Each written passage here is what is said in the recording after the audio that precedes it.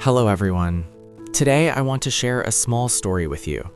This is not a story about glamorous runways, luxury outfits, or the spotlight. It is a much quieter story. It is a story about needle and thread, about scraps of fabric, and a powerful lesson that sometimes takes a long time to truly understand.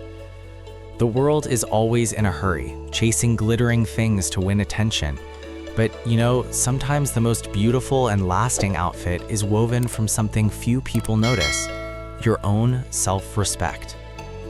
Have you ever found yourself desperately mending broken relationships, trying to fix mistakes that weren't yours just to keep someone around?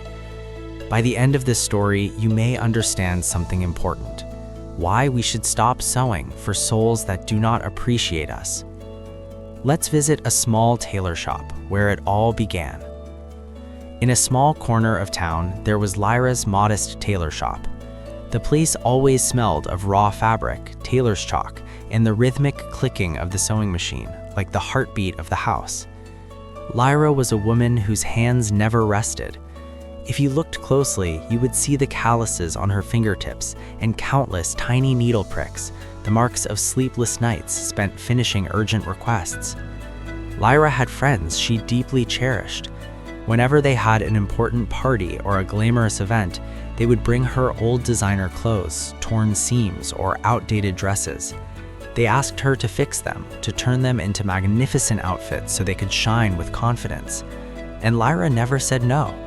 She meticulously sewed every hem, reattached every bead, even when her eyes were exhausted and her shoulders ached under the dim oil lamp.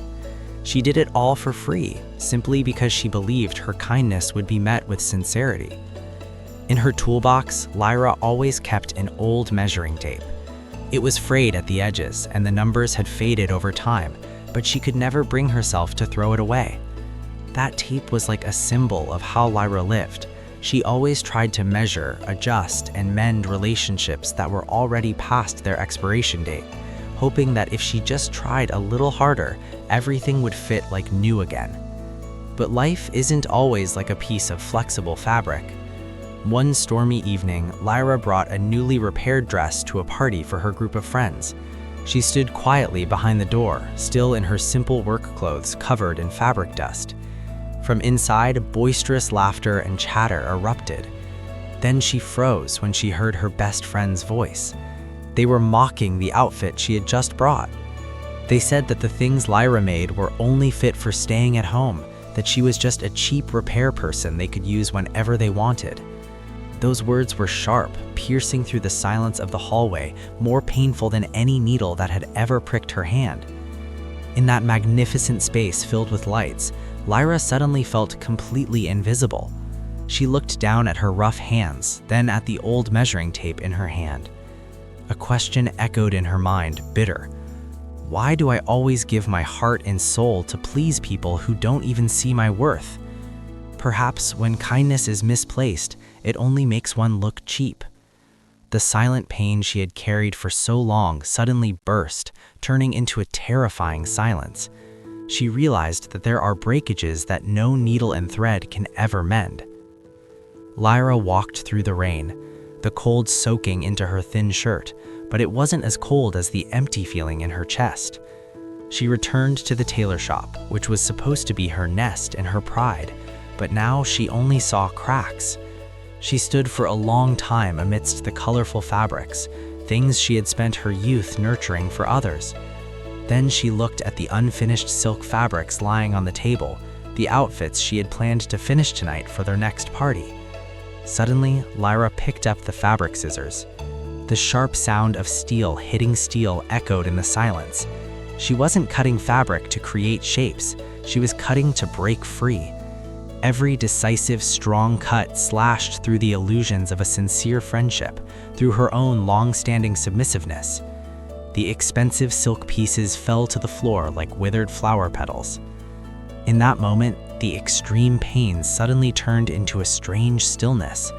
A new light filtered into her mind. Lyra realized a truth she had been intentionally ignoring. She hadn't lost any friends. It was those unworthy people who were losing a talented tailor, losing the most sincere heart they ever had. This clarity made her shoulders feel light. Lyra whispered to herself, her voice no longer trembling but full of inner strength. I will never sew for ungrateful, broken souls ever again. The next morning, Lyra took down the repair shop sign. She closed the shop for a whole month to do only one thing: sew for herself. She no longer stayed up late for indifferent requests. Instead, she focused on the designs she had always dreamed of, outfits that carried the soul of freedom. A few months later, a new design studio named Lyra opened at the same location. But this time, customers didn't come to haggle or ask for favors. They were people who cherished every needle and thread, people who understood the value of handmade creativity. Lyra walked out to greet them in a simple dress, no gems, no elaborate embroidery, but her eyes were radiant and her steps were proud.